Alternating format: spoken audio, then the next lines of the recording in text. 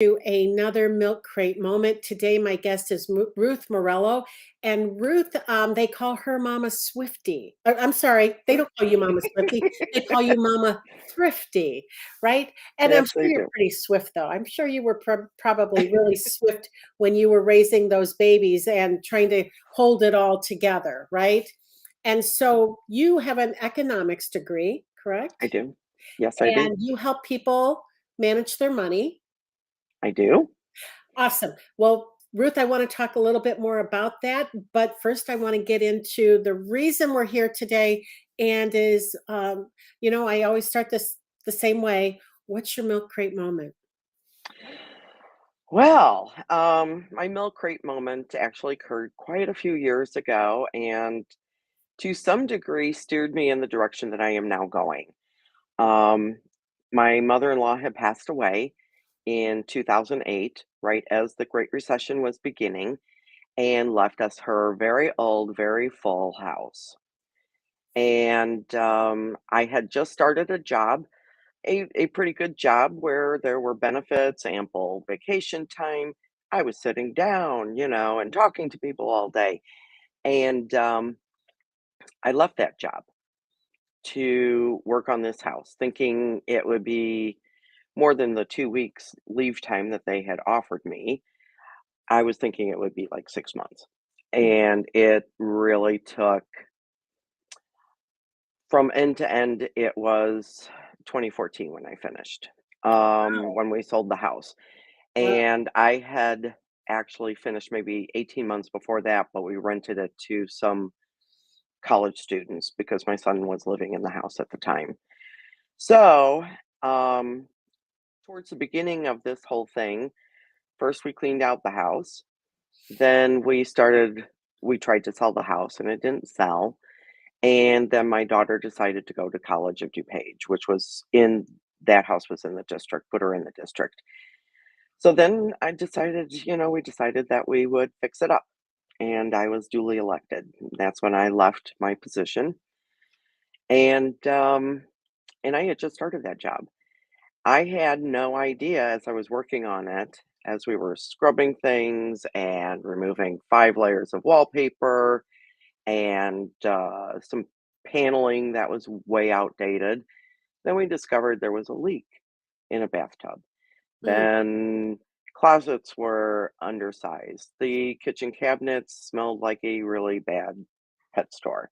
Oh, And so we needed to, it was just anything that you touch because the house was so old. If you opened a wall, you had a lot of things to do to bring it into compliance with the village, and you needed to meet ordinances, sure. different standards that they have. So one night I couldn't sleep. I was just overwhelmed by all of it. I was overly tired. My daughter was in the house at that time, so I crept to the stairs towards the basement and I sat down and I just sobbed. Mm. I just sobbed because I was like, I was so tired, like I just said, and overwhelmed. And I kept thinking about my mother in law. Why did she hate us so much? Why? Why did she hate us so much? Why did she leave us this house? What was she thinking? And so I let it all out quietly because I didn't want to wake my daughter. And I realized after a while, after I'd cried for quite a while and felt very sorry for myself for quite a while because I had left a job and it was a pretty good job, and I was up to my eyeballs in all kinds of red tape and debris and things to do. And as I became calmer, I realized that she must have been overwhelmed too. And I knew I needed to finish this project because I didn't want these things landing on my kids. And so I realized also I needed to clean out my own house, which I am currently in the process of doing. And so I just kept going. And then finally we got the house to a sellable point. So, in briefly, I guess I realized that because I had so many jobs that I gave up, and here was another case in point, just because something else had happened. I realized that I needed more flexibility in what I did. And I also realized that I really can learn things. And despite the fact that I didn't have a corporate job, I was home with my kids for years. I had caregived with my for my father and dealt with, all of the insurance issues, the health issues, the being in a not a home, but kind of almost assisted living, but it was more independent.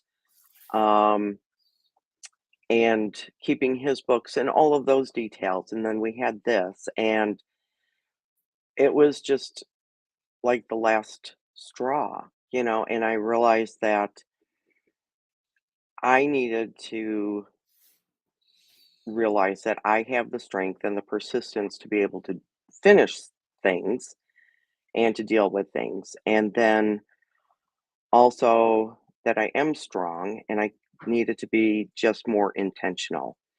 And so ultimately, I eventually began my business, which is mamathrifty.com, where I'm going through money throughout life stages. And since I'm entering those later stages, I am now dealing with those financial issues as well.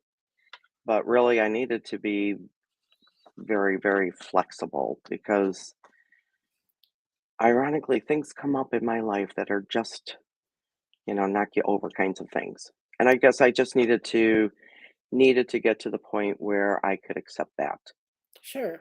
So, well, and that sounds tough, right? Honestly, I've kind of semi-kidded with my mom and dad that when they were gone, there's nothing there that a match couldn't take care of. So, but my dad sold his house, so whoever's listening, it was a joke, right? Yeah. Ruth, how did you come up with the name Mama Thrifty? Well, that was another night I couldn't sleep. That seems to be a bit of a pattern where I have nights I can't sleep.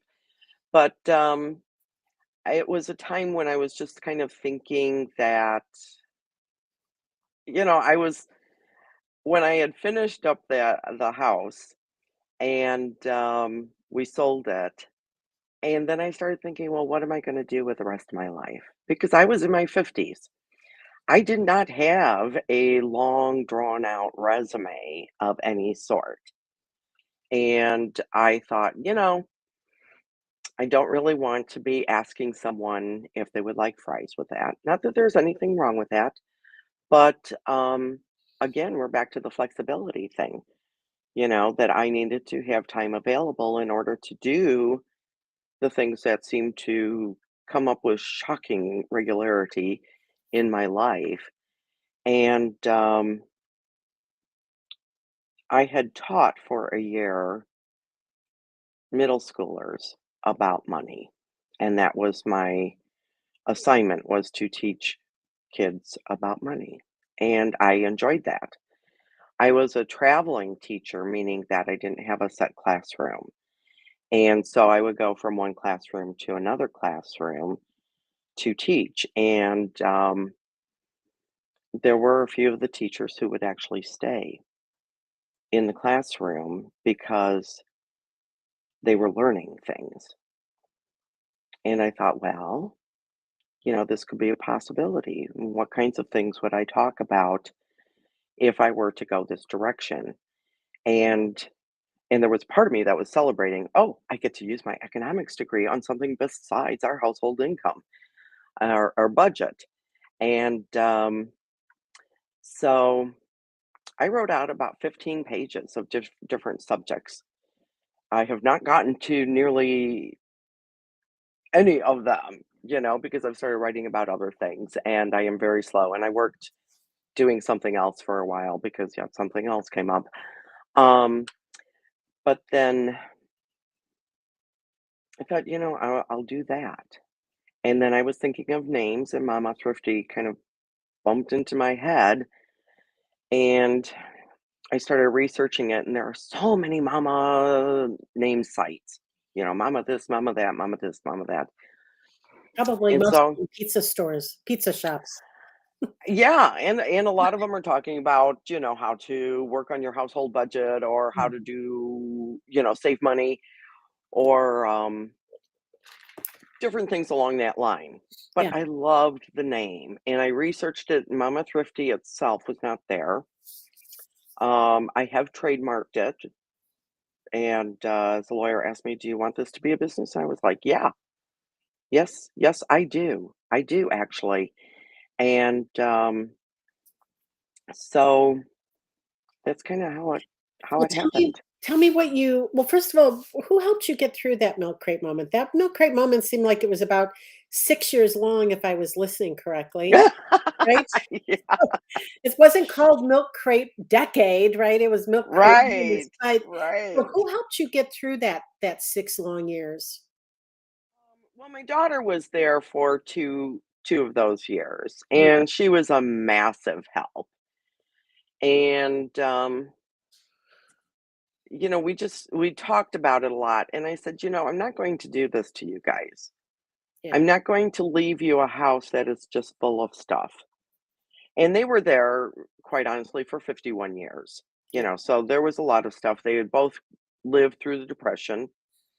And so, of course, nothing was thrown out. right. We went through two, maybe three dumpsters Uh, while we were there. And that was after selling off a lot yeah, of stuff and going through, we recycled papers. I mean, I recycled as much as I could. But my daughter was a tremendous help. that's right. And we would go through ideas as far as what to do. Um, so I did have some support. I was pretty close to distance wise to my sister, so sometimes we would go out to eat at a local restaurant and it'd be like, oh my gosh, this will just never ever end. Yeah. And but it did. And I realized, because I was in my 50s at that point, that things do end and you do live through them and you just really have to kind of line things up. I think of it like bowling pins, Mhm. where you line them up and then you knock them down. And so that's always how I think of it is to line them up and knock them down. And so yeah, it was a struggle. My sister did help with some of the cleaning on it as well, and um, yeah, pulling down things it was amazing, and every time you opened a wall, it was just cringe, Mm. cringe. Yeah. But yeah, You got it. You did it, right? And I did. Yeah. yeah, that had to make you feel pretty good, right? That's a big project, right? It was a big project, and then the people who bought it after us continued doing some work on it, and they have since sold it as well Oh, to nice. somebody else, and they've continued making improvements, but that's kind of the way old houses go. Exactly. Yeah. So in your business, right now, if I'm understanding correctly, you're coaching men, women, families. What are you doing with around money? Mostly my target are women who are going through some sort of a transition Okay. Tell where us it's like about all of a sudden they might find themselves widowed or divorced, or perhaps the husband used to deal with the finances and no longer can, that. Mm, because maybe they've gone into some sort of a physical or mental decline. yeah. And so it's just learning how to handle those things. And then, God forbid, there are surprises, like perhaps the finances were not handled well. Right. Then what do you do? How do you get out of the trouble? Uh, so that's what I do. But I'm holistically trained. So I work with both the absolute money side of it, where it's the numbers part, and then I deal with the other side of it, how you can keep going. And it goes back to that persistence thing. And I tell people that it's pretty much, getting into great financial shape and getting all those pieces into place. It's pretty much like watching grass grow, Mm. you know, or So paint dry.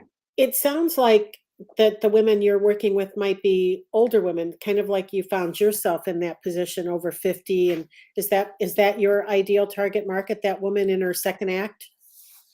In some cases, there certainly are a great deal of those, because the women tend to outlive men, or men will develop a condition and, no longer can deal with the finances. Right, And then what are the pieces that you need to get into place as you yourself age? right, right. Well, do you have a tip? Give us one tip. I love what you just said about uh, money as you age, right? Give us one tip around what people going women in their second act should be looking out for. Oh, there's a lot of things. Well, they can get on the phone and talk to you about all of them, but Yeah, yeah. yeah. I would say one of the things, probably the biggest thing to remember is that, you could well live long enough to become a burden to your children. And how do you want to define that? How do you want your final years to be? I mean, do you want to be living with your kids' families? Do you want to be on your own? Mhm. And really, you need to set those up. I've seen it where people have not set those up, and then that decision's been made for them. Yeah. Oh, that's a great point. That's a really good point. So how can people get hold of you if they'd like to talk to you about, maybe they don't know, if maybe they're not even aware of what's going on money wise, um, or how much money it takes to live long enough not to be a burden, Yeah. right? Yeah. Yeah. I'm available at Ruth at mamathrifty.com. Hmm. Let me show that. There's somewhere I have that there. There we go. So is this what was this link you sent me?